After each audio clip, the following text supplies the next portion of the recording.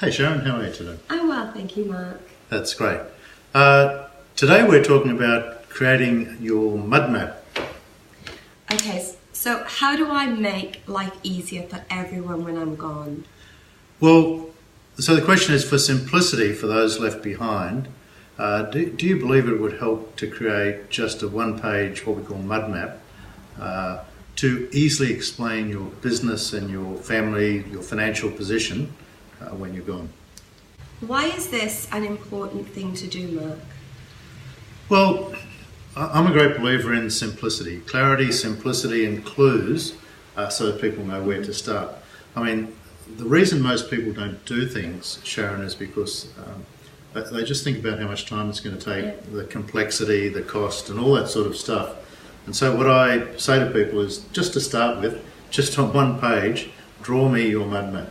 You know, just give me a bit of a feeling for, is there a business involved? Have you got buildings? Have you got other assets, houses, and so on?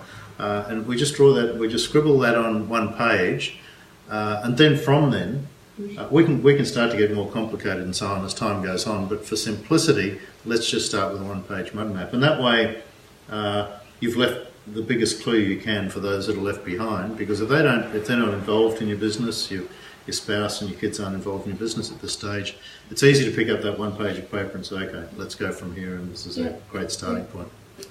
So what exactly are the key points I should be made aware of that will want me to engage in this process? Okay, well, this is a really simple process, so I hope you want to, and I'll just reconfirm some things we've already talked about. Simplicity is really just the key. So keep all the information on one page. So that's the first point. The second is ensure clues are left so dependents know what they're looking for. So if there's a family trust involved, just draw family trust and list a couple of the companies or whatever that are involved in your business, so that at least people know where to start looking. The third thing is your advisors will be able to give you all the detail and the strategies, on how to work the tax angles and all those sorts of things. And sure, go to the advisors for all those things, but make sure that you've just got that simple document first, so that they've got something to work for. The fourth point is just keep it high level. I mean, you're talking about high level overviews. Don't get lost in the detail, because what I found is that's where entrepreneurs tend to shut off, and they don't want to keep the conversation going. The more detail I ask for, the more they're going to shut off. So what I tend to do is just get the mud map and make sure I've got their accountant and their solicitor's name and their financial planner's name and so on. And if that was all I got, then that in itself leaves enough clues for those that are left behind. I mean, it's a great starting point. And the fifth point is just make sure you document the all your personal stuff as well. So just don't write in the company structures. If you've got a family trust, note it down. Some of your personal assets. Don't get into too much detail, but just it's all about fundamental issues to get the whole process started. So that all makes sense. So what should I do to actually achieve this? Well, just make sure you're part of the initial conversation for, this is really just part of the initial conversation for the Peace of Mind plan, along with understanding what their goals and aspirations for their estate are.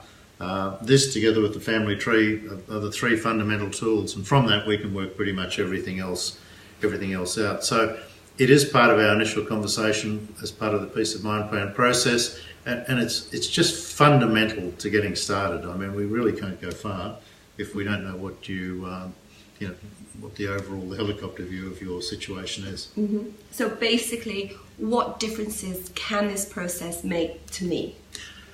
Well, if you don't do this and you passed away, you're just leaving an absolute bucket of nails behind for everyone to try and sort through to get your stuff sorted. So if you don't do this, there's just so much more work in trying, because people don't know where to look for things. And so if I've got a mud map, I know, okay, well, I can go to the accountant, I can find out about this trust, this company and all that sort of stuff. But some people have different accountants doing different parts of their work. So leaving a mud map means that we know where to look. If you don't leave the mud map, people are going through your filing cabinets and your computer trying to work out what do you own, what do you owe? I mean, a friend of mine died, and I don't know whether he still has accounts going overseas in Asia. He may have money tucked away in places that we never knew about because he never wrote a list of all his banks and all that sort of stuff. So on the one hand, you leave behind an absolute mess. On the other hand, you just leave behind a clue,